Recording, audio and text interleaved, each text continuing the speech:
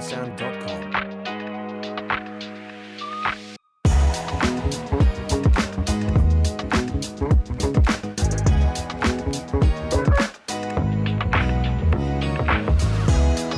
The COVID-19 pandemic has been a challenging time for all of us. The sudden and unexpected changes to our lives have left many of us feeling anxious, isolated, and disconnected. From the sudden and drastic changes to our daily routines to the fear and uncertainty that came with the virus itself, it's safe to say that we've all been through a lot. As the world starts to return to some semblance of normalcy, we are faced with yet another challenge: post-COVID social anxiety. I think it's already 1 year for school reopen the in-person course. So before that, like at first I was like, at first of the reopened, I was like a little bit anxiety. I also admit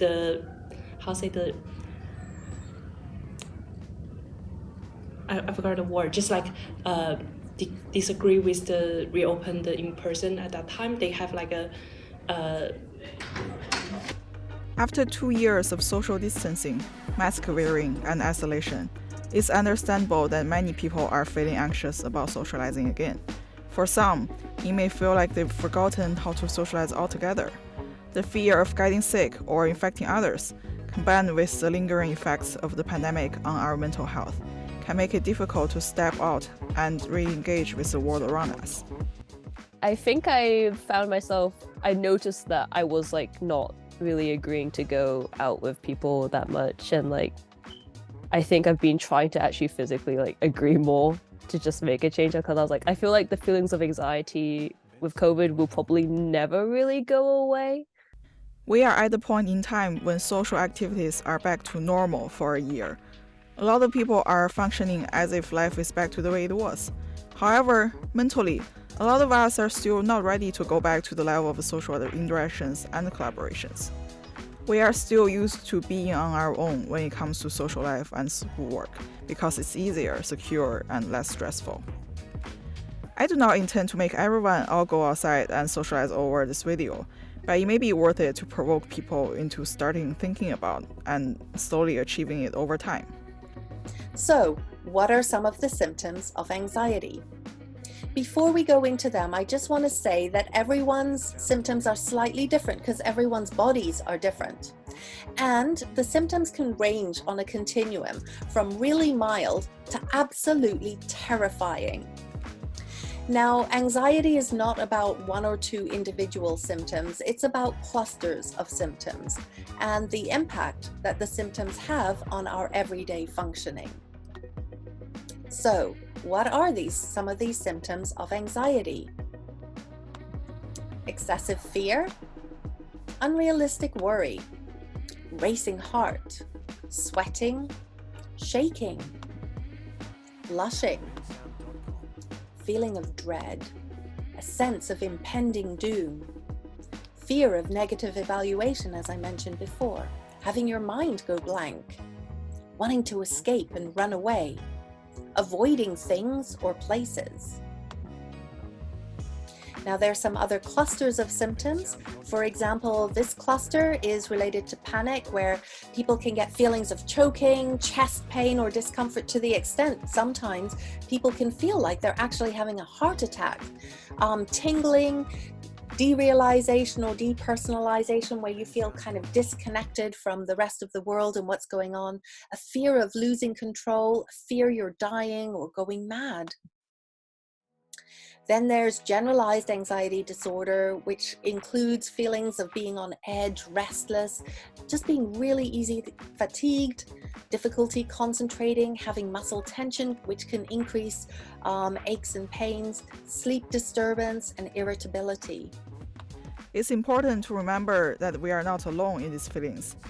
Many people are experiencing post-COVID social anxiety, and it's a completely normal response to the trauma and stress we've all been through.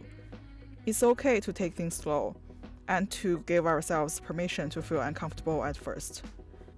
We've been through a lot, and it's going to take time to readjust to our old way of life. we all need to be connected to others for our emotional well-being. Before that, I was like here in high school.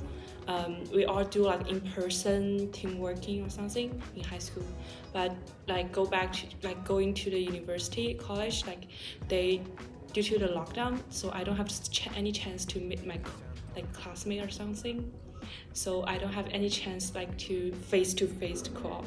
So made me feel a little bit anxiety for that. Like I cannot see someone face. So let me feel like I have to sing too much. I might sing too much for them. So are he mine or are her like not happy for our work or something? During that time, the teacher also provide a peer evaluation that made me feel a little bit anxiety for that. Some people need more connection than others, but we all need that sense of connection.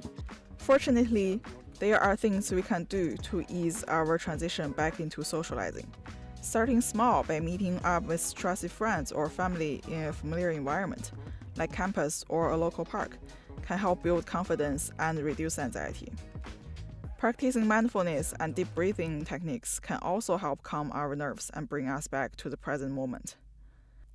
Here are some resources we can use. Bensound.com.